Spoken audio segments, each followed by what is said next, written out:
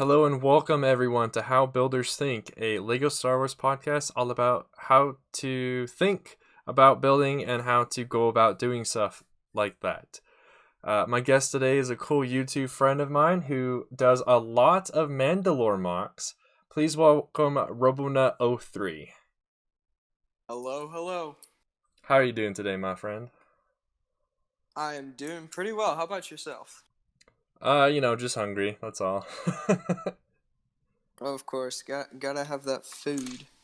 Of course. And I haven't ate anything yet, so that is why I'm hungry. But yeah. Before we get into it, is there anything you want to share with either myself or the audience?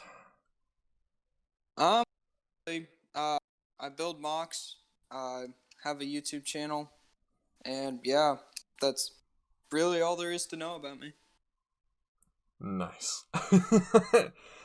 So, I'm trying to remember. So, for everyone who's watching this, I might have mentioned this in a live stream, but for those who weren't at that live stream, or if I never did mention it, so this is actually the second time we're recording this because the first time didn't work right. So I'm trying to make sure I don't ask the same questions that I did the first time, but I probably will. So probably the first question and probably the best question to ask right off the bat is, how did you get into Lego Star Wars? All right, so basically, I started off building when I was like age 4, like most people do. I never really stopped building, but I built a lot of different themes. I did a lot of Batman stuff. I was super inspired by that Lego Batman game. I did a lot of city stuff, built a lot of like spaceship stuff. I love the Space Police theme, but as I got older, I actually joined what was called the Lego Star Wars Gallery, which was on the official Lego website under the Star Wars section. But basically, there was a bunch of people there that really inspired me. One of those people was First Order Lego, who went under the name of Death Watch 000. He was my first inspiration. I saw what he was doing, and I was like, oh my gosh, I have to do that. I have to become good at Lego Star Wars mocks. So that was when I knew that was what I wanted to do. And I had been building Star Wars before, but never really as my main thing. So when I saw that, I was like, yeah, there's no way I can't build anything else. I have to try this. Nice. Yeah, First Order Lego, who now goes by the name of Luke Art or something, is a very good person to be inspired by. He makes a lot of cool stuff. Oh yes, I forgot about his name change. Yeah, I do like that name better though. It's nice. Yeah, I I'm think glad he it did that. yeah, I think it better suits his channel cuz he doesn't just do like First Order stuff. He does it all. Yeah, exactly. When he What was interesting with his name change though is when he would when he just did it and popped into like Coconut stream cuz I was there moderating. I was like, "Who the heck is this guy?" Because I hadn't actually watched his video where he had built the horned or spiked Mandalorian helmet. So when his profile pic came in with that new name, I'm like, who the heck is this guy? And he's like talking about First Order Lego. I'm like, wait, is this First Order Lego? So then I looked them up. It's like, oh, it is. But he changed his name. It's like, okay, cool. Yeah, yeah. That helmet mock that he made was really cool. I'm kind of glad he did that as his profile pic because I think that was such a unique mock. I hadn't seen anything like that, and definitely a very good choice for a helmet mock. Yeah, I haven't seen very many wearable Lego helmets. I've seen a few, but they're usually the few that I have seen are usually like Iron Man related helmets because Iron Man is such a big character who wears helmets. But I have seen a few like I think I saw one Din Djarin styled Mandalorian helmet as well recently, but yeah, most of the helmets I've seen are like just display ones that you can't actually put on your head because they wouldn't fit. So it was really cool to see that. Um, what what was it about those old first order Lego mocks that inspired you the most? Especially to now start focusing on Star Wars. Well, up until that point, I had never really been big into social media. I wasn't a part of the online community. I was still relatively young. I hadn't really done anything on YouTube. I hadn't looked into that. I didn't know there was a whole community of adults that built Lego Star Wars or anything. But when I saw those mocks, they were just on a whole different level from anything I'd ever seen before, and it was the most crazy. They were the most crazy mocks I'd ever seen, and I looked at them and I felt like I was looking at like the actual thing, and that it was that feeling that made me say, "Wow, I really need to try this," because he was just on a whole different level from anyone else that was on that Star Wars gallery. So Nice. So now that you were inspired at that point to start focusing on Star Wars, what were what were the first mocks that you decided to build? If you can remember those. okay, yeah, it was a while ago. I'll try my best. I wasn't very good at mock building back then, as most people are when they start off. But the first thing I did that was heavily inspired by him was a Jakku mock. It was supposed to be like Battlefront 2, even though I had no idea what Battlefront 2 was. So don't I don't know what my thought process there was, but I was like, oh, Death Watch did it from Battlefront 2, so that's what I'm gonna do. But yeah, I tried. That was the first thing I did, and I mean, it was a pretty bad mock. I'm not gonna lie. It was not very good, but um, basically from there I went and did a Scarif mock that was it was a pretty small mock, but it was definitely a little bit higher quality. And then as I started to get involved on YouTube, not really making videos, but just watching other people's videos, I would watch like the Brick Wiz and Rich Boy J and Solid Brick Studios and all those guys. They really started, or I started looking at all their techniques and what they were doing, started copying that and applying it to my own mocks, and eventually, the build that really kicked me off was the first video on my channel, which was my Mandalore Mock, where I basically built one half and then built the other half and flipped it upside down and put it on top of the first half. So that was the first build that I went ahead, or the first fully completed build that I went ahead and put on YouTube, and that did it actually got some pretty positive feedback. Like Rich Boy J like told me that he really liked it, and that really inspired me to keep building and build the other mocks that are now on my channel. So I might be thinking of the wrong mock, but that mock you just talked about, that was like the first one on your channel. Wasn't it like the upright half or the upside down half was being upheld by the upright half by like chains and stuff? Or am I thinking of something totally different? no, the one that I flipped upside down, it was being held up by a pillar. I didn't use any chains Oh, or okay. anything. Well, dang, That was I'm like thinking of something else then, I guess. yeah. I think I know what you're talking about. I think I've seen those builds before when they're like upheld by chains. There was a really good Mustafar mock, but I should try that sometime. It does It look very fun. Yeah, it seems like a very like challenging yet possibly rewarding way of going about it. My problem is I don't have enough chains to do that. I own like 5 and that's it. I think you only need like 3 from what I've seen, but I don't know. I could be wrong. The one that I saw only had like 3. Oh, I'm thinking I'm just making up something in my mind, but the one I'm thinking of has like extra long chains, so it's like multiple chain parts put together. Huh. I have no But idea what you're talking about, yeah, but I that guess sounds I don't really, know. really cool. Maybe I'll try and make something then that showcases what I'm thinking of. Then I hopefully have more than 5 chains then, because for the what I'm thinking of, I'm gonna need more than 5. At least I think I have 5. Who knows?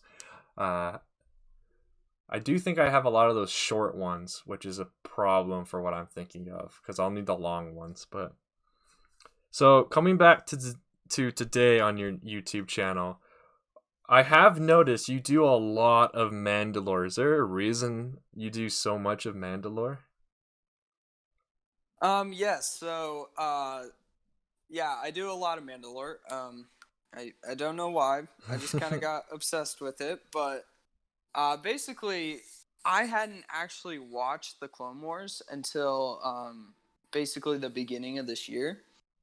And the reason I decided to finally get around to watching it was because of the release of season 7. And I wanted to be caught up because all the other Lego YouTubers were all hyping it up. They were like, "Oh, this new Clone Wars is about to come out," and I was like, "Oh, okay. I want to be able to watch that and understand it." So I went back and I watched all the Clone Wars episodes, or most of them. I watched the essential ones, but then I got to the Mandalore arc or the Mandalore arcs and watched those, and those were really really interesting, and I really liked the architecture style that the designers of that world had created.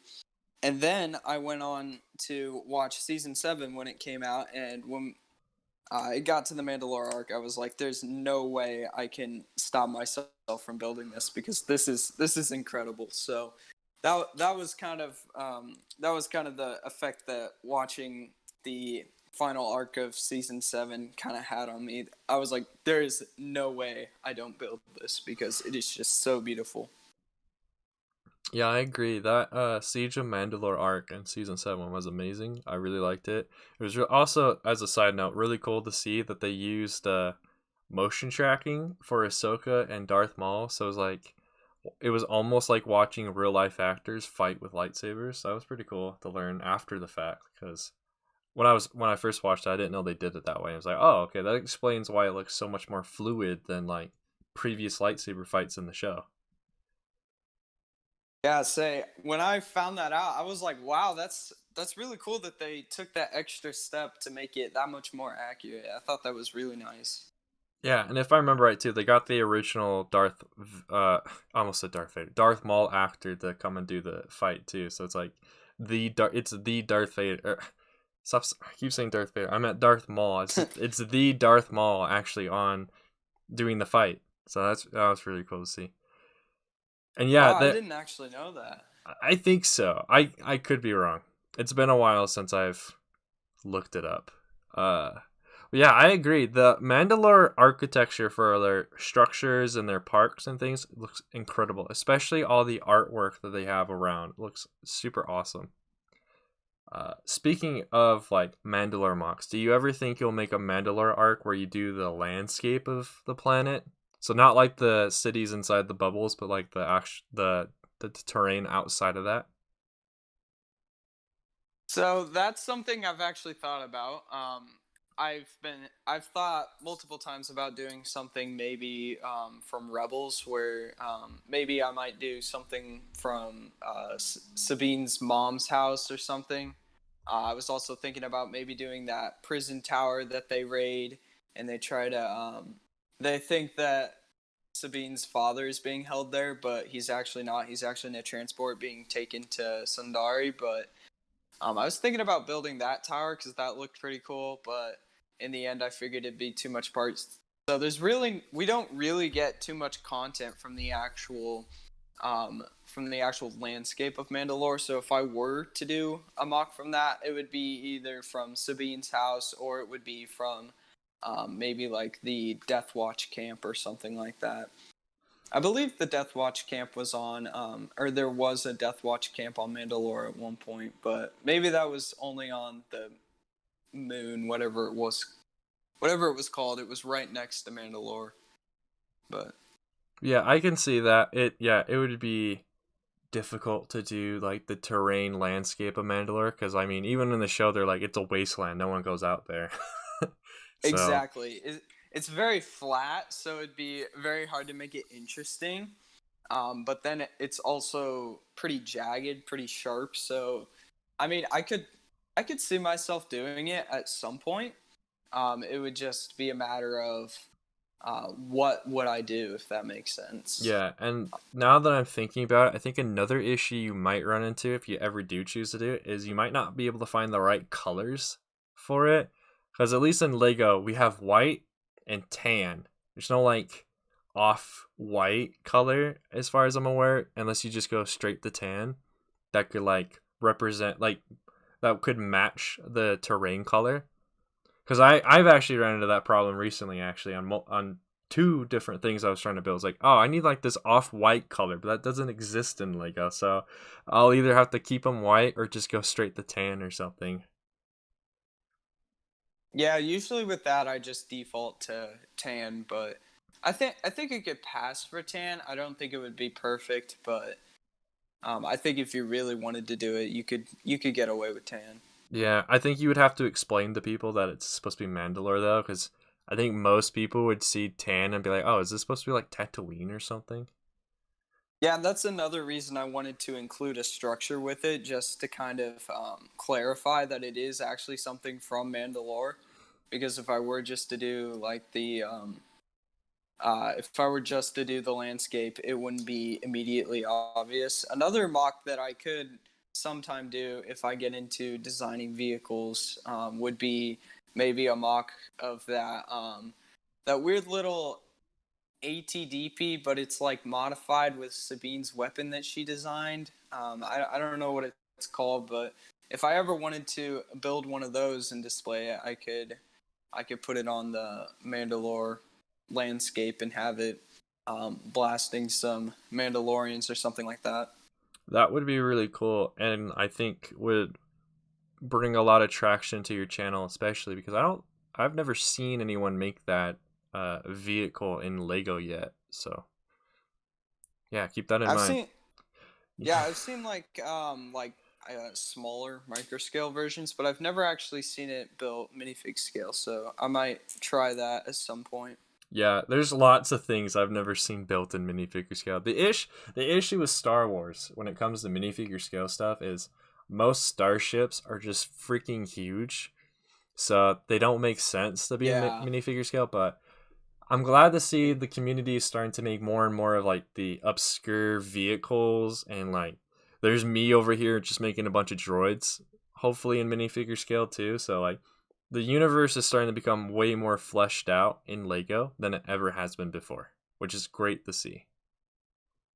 Yes, I definitely agree. And there are builders who will do like the big ships. Like I've seen minifig scale versions of like the Tantive 4, like the one that Rich Boy J showcased on his channel for his mock showcase series. That one was crazy. Like that blew my mind. That It would was be that's crazy to build a that ship that big. yeah, that's the ship I had in mind when I said that, because I Oh yeah. recently just watched that particular episode of his mock showcase and saw that. I was like, wow, that thing is huge. I also Yeah, that saw. I think it was earlier tomorrow. I can't quite remember because I woke up really early today to help my family with something. But I believe it was early this morning. I saw someone had made a minifigure scale hammerhead ship, which is that ship we see in the Rogue One that takes out the Star Destroyers. Someone made a Yes, I did see yeah, that on Instagram yesterday.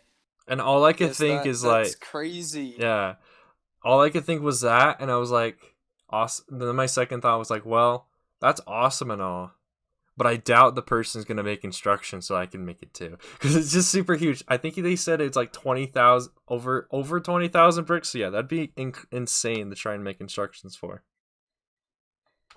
Yeah, that'd be crazy.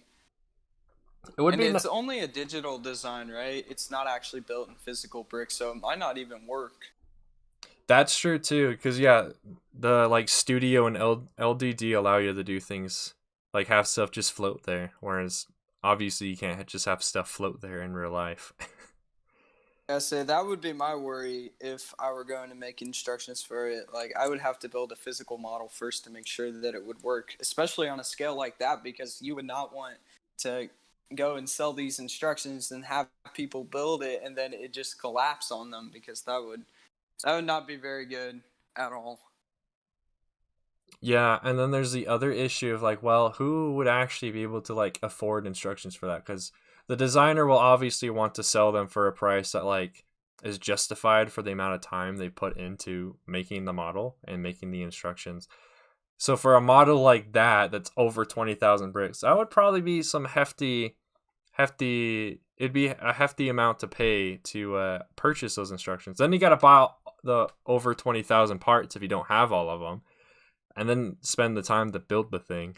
And then yeah, it go back to what you just said, like they do all of that and they get like halfway through or something and they find a step that doesn't actually work in real life, and then they just be like, wow, all this money and time I've wasted. Exactly. So that's something I try to avoid. Now, everything I've done, like as far as custom stuff is concerned, is on a much smaller scale to that. But I mean, the biggest things that I've designed are over 1,000 bricks, I want to say. So definitely not 20,000. That's insane. But I mean, even with 1,000 bricks, that I could still make mistakes here and there. That's why I'm trying, and I'm eventually going to get back around to rebuilding my snail tank mock, because the one I had built in physical Lego was my prototype and is different than the one that you build in the instruction. So eventually I want to get back and rebuild that using the instructions so I can actually make sure the instructions work the way I think they do. Same with that Hellfire tank or Hellfire droid I made a while ago too. So far that's only a render and that's it. It hasn't been built in real Lego yet. And the biggest issue for that one is I decided to start doing this mega sort of mine, and I want to get most of that done before I start working on the Hellfire droid, because I know there's a lot of parts I'm gonna have to buy, but I'm trying to keep my costs low if I can. Yeah, that makes sense. I've always admired though your ability with CAD software, because I've been for my entire life I've been terrible at using those type of softwares. I don't know why. It's just never stuck. I've always been really bad with it. So I definitely admire your skill with that. Why, thank you. I think I got lucky. So I used to use Lego Digital Designer back in like 2012 and around that same time too, I took a couple of architecture classes in my high school that we ended up using CAD programs too. So I've had lots of experience with different types of CAD programs and like using digital tools. So now actually using Brickling Studio, which I find is much superior than LDD for in a lot of different cases. Uh, I find it's really easy to slap something together really quick.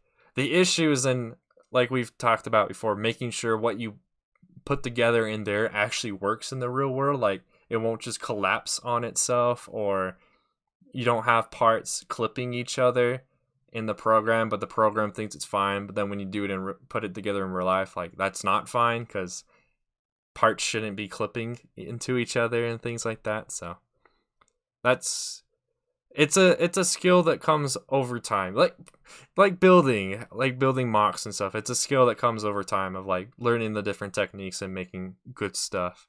And I mean, speaking of mocks, how often do you need to buy parts for the mocks that you build? Do you already have a ton of parts so your costs are very low, or do you have to spend a lot every time you make a new thing? Okay, so I have been blessed with a pretty big collection, especially for someone who really hasn't been able to buy their own Lego until recently. So I have a pretty large collection. Now, granted, this is the only thing that I've really done for the last few years. I've really dedicated a lot of my time and a lot of my effort into this, but I do have a pretty decent sized collection. So I actually have not ordered parts from Bricklink since like I want to say February of last year. It's been a while, but I'm gonna have to start ordering some now, going into my next mock, which is gonna need a lot of parts.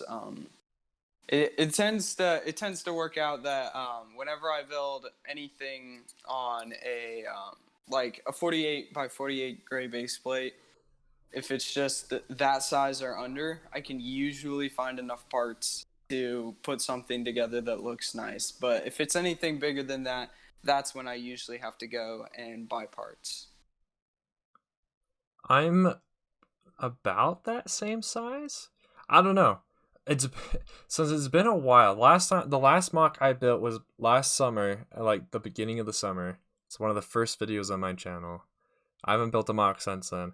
I'm pretty sure, especially now that I'm well into my sorting stuff, like sorting my collection, so I have lots of additional parts that I didn't have access to before because they were in sets and things. I should be able to not have to buy anything if I were to start building mocks with like large gray base plate size or smaller. However, I feel like I need to get a whole lot more practice than I've ever made myself do before. So I'm gonna, when I finally start getting back into mock building, which for this podcast I'll, I guess, reveal now. Hopefully, if I have time tonight, I'm actually gonna start putting together some mini mocks and showcase them on my Discord and possibly other people's Discords, so I can get opinions about like what I can do to improve, like what techniques would look best for certain things, and like overall just get back into the swing of mock making. Like I said, it's been a while because I really want to become a mock builder, and I guess I technically am because I don't know. I have a hard time justifying the droids and things I make as mocks because when most people think of mocks, and when I think of mocks, I think of like clone bases or terrain and landscape and buildings and stuff, not the droids you put on top of that stuff. So with that being like the Well, way, I haven't actually made a mock until last summer. If you count the droids and stuff, then I mean I've made a mock more recent than that. I mean, me personally, I would definitely count the mocks or the droids as mocks, because me like I would not be able to design something like that. I'm just not. I just have never gotten good at that, and that's something I want to do in the future. Definitely, like the near future. I think I'm definitely going to be trying out, shipbuilding, droid building, things like that, just to try to broaden my skills, because I think I'm starting to get the hang of the other stuff, the uh, texturing, greebling, all that fun stuff. But I would definitely say I'm looking forward to you building some landscape mocks though, and some smaller mocks like that, because I think you could definitely do a very good job just going off of what you've done on Studio and all your droid mocks and everything. I mean, we'll see. Doing droids is different than doing landscape. I mean, At that's least in true. my opinion. That's true, but I mean, I could never do a droid. Like, as much as I love building, and as much as I've worked really hard on improving my skills with landscapes and everything, none of that would really transfer over to a droid. So I could definitely see where you're coming from there, because if I try to design a droid half as good as yours, it would probably not go well.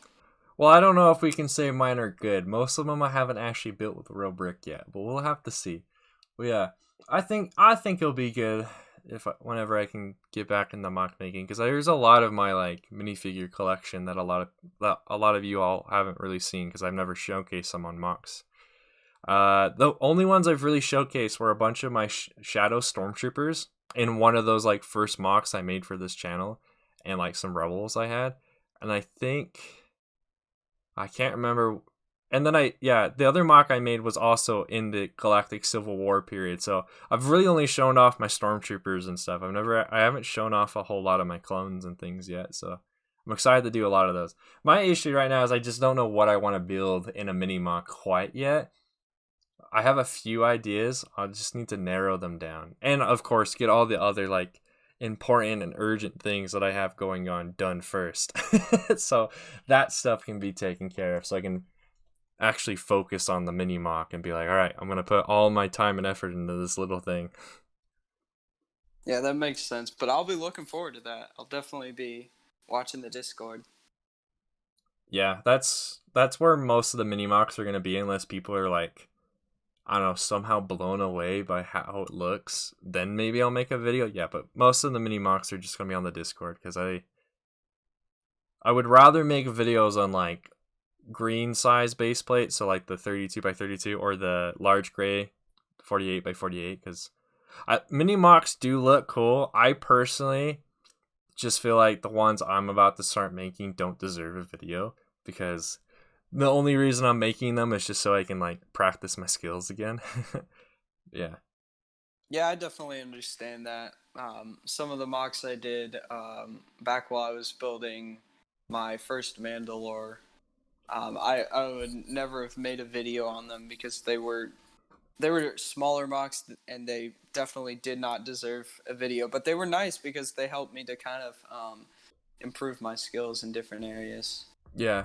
And just to clarify, I'm not knocking on people who make videos on mini mocks. I'm just saying mine are probably going to be really terrible to begin with. So I'm refusing to make videos on them. But yeah. Do you have any questions you want to ask me before we get into trivia time? No, not that I can think of. All right. Let's get into trivia time then.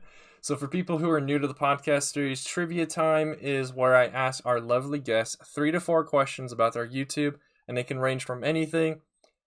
Some of the questions have been about like how many views of certain videos received, what's inside of an actual video that they've showcased, or like what's in a picture that they use, or whatnot. So, anything to do with YouTube, these 3 to 4 questions will be about. Today, I've got 3 questions for you. So, are you ready for these? Yes, I am. All right. Trivia question number 1. What is your most popular YouTube video? Okay, so I think this changed from the last time you asked me this, the last time that we recorded That is this correct. podcast. Uh, I believe it was my latest video, the Battle for Mandalore. And again, you are correct. Yes, it was the Battle for Mandalore. Which, I mean, when I first was doing the research for this, I was so confused because the previous most popular video I had was also a Mandalore mock that had a similar title. So I was like, wait, is it the same video or a different one? But then I researched harder and I was like, okay, yes, this is a different video. But yeah, it Yeah, has. Go I ahead. should have differentiated those titles way more. I wasn't thinking about it at the time. That's on me, but I'll be sure to do better the next time I make a Mandalore mock, because it's gonna happen again. I guarantee it. Makes sense. But yeah, for those who are curious, it's the most popular with 589 views on it, which is pretty nice. It's a good solid number. Yeah, I was really happy that video did so well, because that mock was a lot of work, and it was kind of the culmination of all my skills that I've been learning over the past 9 months of being on YouTube, something like that. 9, 10 months, I don't know. I can't count, but Yeah, I feel yeah. Time flies by when you do YouTube stuff these days, exactly. and when you're having fun with it, of course, too. But yeah, all right. Trivia question number 2. What type of stormtrooper helmet is used in your profile picture? So that is the I actually have it sitting right in front of me. It's the shock trooper from the Battlefront battle pack that Lego released a while back. I forget what year, but yeah, the stormtrooper shock trooper helmet from that battle pack. That would be the answer. And that is right. I honestly always forget about that battle pack these days, even though it did have some good stuff in it. Like it has battle damaged or like armor damaged stormtroopers, which is like a really rare thing to get in Lego. Like troopers that have like battle damage and stuff on them. So it's really good. I think I talked about this when we tried to record before. I still think the Imperial Shock Trooper is like the ugliest of all the shock troopers, but that's just my Oh opinion. yes, no, you're wrong. It's my favorite design. It looks so good, in my opinion. But which is fine. It looks so good in the Battlefront game. In the Battlefront with like a real person, it looks good. I just think the Lego one looks kind of bad, but it's fine. Well, to each his own, but Basically, I'm gonna have to disagree with you. which is totally fine. Totally fine. All right. Of course. Last and final trivia question. What is to the left of your Mandalore dock build and the thumbnail of said mock update number 2? Okay, so I think you asked me this question last time, but if I even without that answer, I would definitely have to guess my Lego Porg set because I loved including that in a lot of my thumbnails. You are correct. I did include that. I have asked you this question before, and yeah, it is your Porg. And I asked again because I feel like maybe people want to know why you like it so much. So I love the set. It's a great set. I will admit I would have never have bought it if it wasn't for Rich Boy J and his Vardos mock, because Rich Boy J, he put a lot of porgs all over his mock just for no reason at all, but he had like 7 or 8 of them, and I thought that was like crazy. I was like, why would somebody buy so many of a set? So I had a few gift cards to a Barnes & Noble near me, so I was like, okay, I have all these gift cards. They don't really have any other sets. I might as well get this set and just see. So I got it, and I built it, and it's my favorite Lego set of all time. Cannot be topped. I don't even think the Imperial Star Destroyer could top this. I'm going to be honest. I do not have the Imperial Star Destroyer, but I do not think it could top it. I'm going to be honest. We'll have to see if you ever do get a Star Destroyer, if you change your mind or not. I'll have to bring you back on the show so we can find out if when you get one. I'll have to bring you back so we can find out if your opinion has changed. Tune in next time to see if Robonut liked the Star Destroyer more. Basically, now you just gotta get the money so you can buy that set, though. Exactly. Imagine having $700 to spend on a giant Lego set. Wouldn't that be nice? Imagine having double that money like Coconut, who now owns 2 of those things. Oh my gosh, that was ridiculous. I cannot imagine having 2 of those. That's crazy. I couldn't believe that he had gotten a second one until he shared that he got it, one, so he can boost his channel, which is understandable for like the watch time and whatnot. But also, it has a good purpose. Once he's done building it, he's gonna disassemble it and use it for his next mock after Utapau. Which, I mean, when he said that, I was still confused. It's like, why are you, if you're gonna just use those parts, why are you spending the time building the thing? Because it's huge to then just disassemble it. But I mean, that watch time though. Exactly. Yeah. You know, if I were him, I'd just be like, final order fleet. Just put some red stripes on there, Call it a day. You'd be the first to make a final order fleet. If he actually liked the sequels, he might have done that. But because he doesn't, I don't think he will.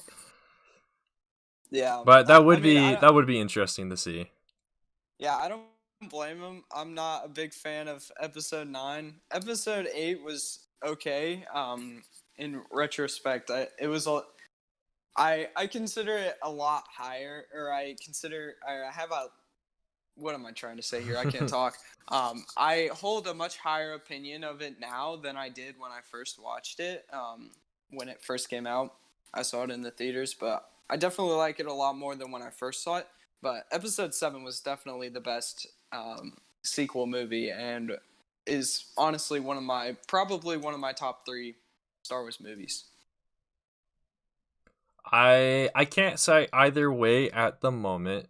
For all 3 sequel movies, I haven't seen them since they all originally came out. So I haven't seen The Force Awakens basically since 2015. I haven't seen Last Jedi since 2017. And I haven't seen Rise of Skywalker since it came out, and then I saw that one twice, and I was okay with that because I actually did really like that movie. The plot is weird, but I like the action. It was a good action movie. The one It had a lot of. last. Oh, go ahead. I was just gonna say it had a lot of action. That was definitely cool. The plot made no sense, in terms of, the like I still can't figure out how they got Luke's lightsaber back because it's split in half in the last movie, and that doesn't make any sense. And then there's there's so many plot holes. It doesn't make sense at all. But I will say that movie, I would have liked it. Like, I would have disregarded all of the plot errors and everything and just said I like the movie if they had a big ground battle in it. That's all I wanted. I wanted a big ground battle that I could build out of Lego, and all they gave me was all these giant Star Wars ships, and I You was didn't like, like the space I don't battle? have money for this. Yeah, So it's true just though. so hard to build space battles out of Lego. So true. I will say, at one point though, I'll probably do a Death Star 2 ruins mock, even though it doesn't make sense why there was ruins because it exploded, but it was still cool. It was still a cool concept, and they definitely did a good job displaying it on screen. So I think that'd be fun to build. Yeah. As far as space mocks are concerned, I think the hardest part, at least for me, because the way that I would think to go about building it is basically, you know how like a lot of people use like a light box that's just a big white space to put their stuff in, like to display like or to showcase their mocks and stuff in. Do that, but in black, basically. Which I mean isn't as hard. I guess the problem is I was thinking making the black box out of Lego, so then that becomes extremely difficult because you need all those black parts. But basically, I feel like you would need to make a white box, but a black box instead. Huh? That's interesting. What I was thinking, I eventually want to do a squadrons mock, and I don't know if that's going to be like a minifig scale mock or a micro scale mock or something like that, where basically I just have like um, a few little asteroid type things and then spaceships flying in between them. But I was thinking of just doing like a black base and then just putting it up to the green screen that I have and just doing that instead. But I do like your idea of having a black box because I think that would be a very unique take to make it quote unquote purist. Yeah, So and that I could see that being cool. yeah, that's Yeah. why at first I was thinking of like you got to make the black box out of Legos. Like you got to use only Lego for all your thing. But yeah, just doing a white box with like the white sheet or whatever they use to make those, but black sheets instead. The only issue is then you would need a ton of lights because black absorbs a whole lot of the light, so you would need additional lights. I remember Coconut said he had an issue like that when he was building the Ambara mock he had, where he had to like Oh have yeah. additional lamps and stuff because the black was just absorbing all of the light, so it wasn't like reflecting a whole lot of it back. I never even thought about that. That's crazy. I didn't either until he said that on his stream. He was like, "Oh yeah, that makes a whole lot of sense." Yeah, it does. I've just never built something big with just all black though. Yeah, That neither have I. I that's don't why I'm have kind of scared too to much ever do black. like an Umbara mock because one, I don't have that many like different shapes and sizes of black parts, but two, for now that reason, it's like, oh, I'm gonna need a ton of lights if I do it too now. I don't want to. Whenever I use black, it's usually just for like small greebles, or it's for like a base outline. When I'm trying to make my mocks look a little bit more professional. You've seen the black bases around. A lot of people are doing them, but Yeah, especially that around mini mocks. I've seen the black borders around mini mocks, which I'm gonna do as well. I think it looks nice. yeah, it definitely does. But that's the only time I really ever use black. Nice. Well, I think we've come to the end of the podcast. So, Robonut, where can people find you on the internet? All right, so I have a YouTube channel, Robonut 03. I build a lot of Mandalore stuff. I have a new build series coming soon. I teased this series on some of Clone Place streams. If you hop into one of those and I'm there, I'll probably talk about it with him. But new build series coming soon. It's going to be really awesome. So definitely encourage you to come check that out. I want to thank Clone Place, for having me on. Really had a fun time doing this. Don't forget about your Instagram. Oh yes, Instagram, of course. How could I forget? I also have an Instagram. It's there. I post an Instagram post every time I post a YouTube post, and sometimes I'll do a lot of work in progress pictures on my story. So if you want the inside scoop, definitely go ahead and follow my Instagram, Robonut03. Same thing as my YouTube, but Nice. And I'll have all the links to Robonut's social media and YouTube in the description box below. I'm glad you were willing to come and record this again after we had issues the first time. This was a lot of fun. I'm glad we ended up talking about a lot of different stuff because I don't quite remember us talking about so much about certain things on the first time around. So that was nice. yeah, definitely. Yeah. And like Robonut said, I have been your host, Clone Plays. I host the How Builders Think podcast series, all about Lego Star Wars and how different builders in the community think and go about building their stuff. It typically comes out Thursdays, sometimes not. I try to make it Thursdays though.